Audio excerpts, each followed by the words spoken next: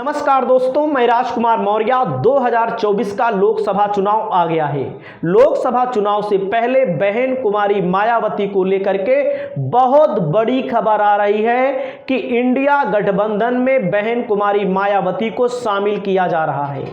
बहन कुमारी मायावती को प्रधानमंत्री पद का उम्मीदवार घोषित किया जाएगा सोनिया गांधी की तरफ से। उसी बीच बहुजन समाज पार्टी के सांसद अफजाल अंसारी का एक बयान बहुत तेजी के साथ वायरल किया जा रहा है। उस बयान को पहले आप सुनिए, उसके बाद हम बात करेंगे।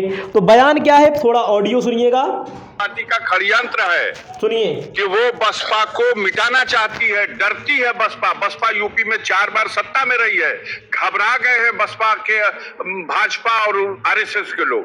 तो वो बसपा को मिटाने के लिए षड्यंत्र किए। उनका कुछ षड्यंत्र दूर से हट के किसी के ऊपर दाव किया जाता है, कुछ षड्यंत्र सट के किया जाता है। लेकिन तेलंगाना में जो है बिहार, अब तेलंगाना में उन्होंने किसी से कर लिया, उत्तर प्रदेश के लिए विवश कर दिया है बहन जी को उन्होंने कि आप किसी कतार में मत चली जाइएगा तो हो सकता है 10-20 आपके भी सांसद दिल्ली पहुंच जाएं और उनको मिटाना है बसपा को। भाजपा चाहती है बसपा मिटे, वो मिटा सकती नहीं। तो जब हम नेतृत्व करें या कोई भी नेतृत्व करे, हम जब निर्णय गलत लेंगे तो उसका खामियाजा हमारे ऊपर पड़ेगा। हमारा निर्णय था कि विधानसभा में अकेले लड़ेंगे और उस निर्णय से जो उपलब्धि आई वो एक विधायक, जिस उत्तर प्रदेश में इतना परफॉर्मेंस जिस दिन पहला चुनाव बसपा लड़ी है तब भी नहीं था। तब तो 3 था, 13 था, 67 था और आज 1।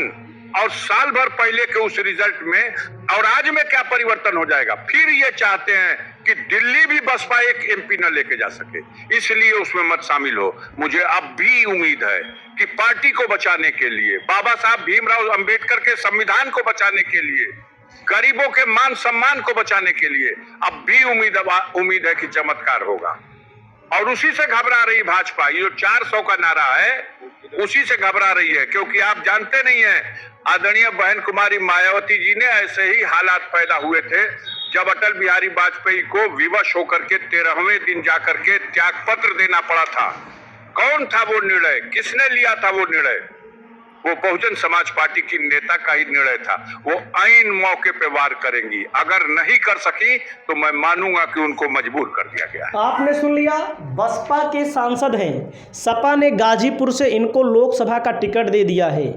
इस बात को लेकर चर्चा है कि ऐन वक्त पर बहन कुमारी मायावती अपना पासा पलटेंगी। अगर ऐन वक्त पर मायावती अपना पासा पलट दी तो ये सच है कि भाजपा वास्तव में साफ हो जाएगी। उत्तर प्रदेश में हाफ हो जाएगी। हाफ का मतलब 40 सीटें, 40 क्या कहें 20 सीटों से ज़्यादा नहीं आएगा। क्यों? इसके पीछे तथ्य, कुछ लोग कहते हैं ऐसे कैसे कुछ बोलते रहते हो। 2019 का चुनाव अलग था, 2024 का चुनाव अलग है। 19 में लोगों को लगा एक बार मोदी को और मौका दिया जाए। भाई जिनको वोट देना है वो तो देंगे ही, जो भाजपा के वोटर हैं वो तो भाजपा को वोट देंगे ही। लेकिन ऐसे वोटर, कुछ दलित भाई, कुछ बैकवर्ड में भी बहुत सारे लोगों ने वोट देते हैं तभी जीतते हैं, कुछ दलित भी देते हैं। उनको लगा बहुत बड़ा राष्ट्रवादी आदमी है, राष्ट्र का विकास कर देगा। लेकिन वास्तव में मोदी ने जो काम किया, जिस बात को लेकर वो आए थे, उन्होंने वो काम नहीं किया। इसी बात को लेकर के उस समय बसपा का जो वोट है, यूँ कहें सपा का जो वोट है, भाजपा की ओर तेजी के साथ गया। तब भी समाजवादी पार्टी 5 सीटों पर जीती। और कौन कौन सी सीट हारे थे? फिरोजाबाद कैसे हारे थे? 20,000 वोट से। और कौन सा हारे थे? बदायूं 18,000 वोट से। सपा की मैं बात कर रहा हूँ, बसपा की मैं बात कर रहा हूँ। उसके अलावा कौन सीट हारे थे? उसके अलावा हारे थे सपा वाले यहाँ पर बलिया की सीट 15,000 से, कन्नौज की सीट 12,000 से। आप देख लीजिएगा। उसके अलावा मैं सपा की पहले बात कर रहा हूँ, फिर बसपा की भी मैं बात कर लूँगा। उसके बाद आ जाइएगा आप बसपा की बात कर लो, मैं 4 गिना दिया ना, अभी 4 ही गिनाया हूँ, बाकी आंकड़ों में बहुत है, बहुत आंकड़े ऐसे हैं। कौशाम्बी की सीट 30,000 से 38,000 से कौशाम्बी की सीट, ऐसी कम से कम, मैं बता रहा हूँ आपको, ऐसी कम से कम 5 सीट सपा जीती थी। उस बेग में 5 सीट जीती थी, अपने घर की सीट हार गई थी, अपने घर की सीट हार गई थी, आप समझिएगा। उस बेग में 5 सीट जीती थी, कम से कम 10 सीटें ऐसी थीं, आप माने ना माने, 10 सीटें ऐसी थीं जहां पर हार का अंतर 50,000 से कम था, कहीं 20,000 था, कहीं 15,000 था। आप चंदौली का देख लो, आप भदोही का देख लो, आप संत कबीर नगर का देख लो, मैं गलत बोल रहा हूँ, उस सपा बसपा सब का मिला के मैं बता रहा हूँ, 15 सीट जीत सकती थी उस समय, कम से कम मैं बोल रहा हूँ। उस समय जब सपा बसपा का गठबंधन था, बसपा जब 10 तो जीती ही थी। सुल्तानपुर की सीट हार गई थी, कितने से? मछली शहर की सीट हार गई, कितने थे? सुल्तानपुर 10-12 हज़ार वोटों से हार गई थी।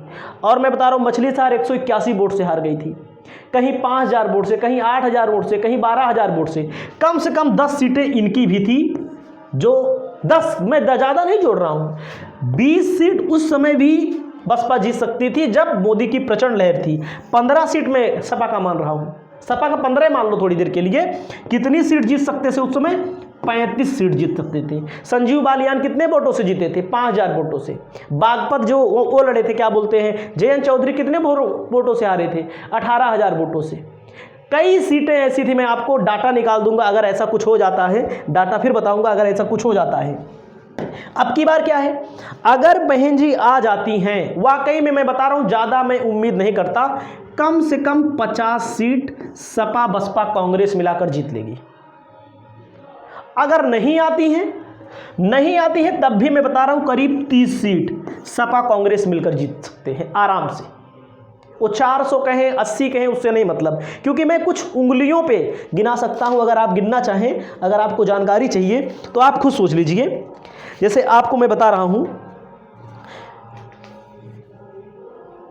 आप आ जाइए संत कबीर नगर की सीट, संत कबीर नगर की सीट, इटावा की सीट, फूलपुर की सीट, मछली शहर की सीट, बलिया की सीट, घोसी की सीट, सुल्तानपुर की सीट पर हम नहीं जाएंगे, इसको छोड़ दीजिए, कौशाम्बी की सीट और एचटी हसन की सीट, सलेमपुर की सीट, सलेमपुर छोड़ दीजिए, सलेमपुर भी जीत सकते हैं, कन्नौज की सीट, आजमगढ़ की सीट, संभल की सीट, बस्ती, आजमगढ़, कन्नौज, मुरादाबाद, रामपुर, मैनपुरी, फिरोजाबाद, ऐसी तमाम सीटें हैं जहां पर वाकई में चंदौली, और उसके अलावा आप आ जाइए यहाँ पर अंबेडकर नगर, अयोध्या, बस्ती मैंने बताया ही, सहारनपुर, अमेठी, रायबरेली, ऐसी तमाम सीटें हैं। अगर बसपा नहीं आती है तब भी गठबंधन चुनाव जीत सकता है, लेकिन बसपा अगर आ गई तो मैं आपको बता रहा हूं 50 सीट कम से कम जीतेंगे, चाहे जितना जोर लगा लिया जाए, क्योंकि लोगों को पता चल गया है कि मामला कहां से कहां पहुंच रहा है, मोदी जी क्या कर रहे हैं, क्या नहीं कर रहे हैं।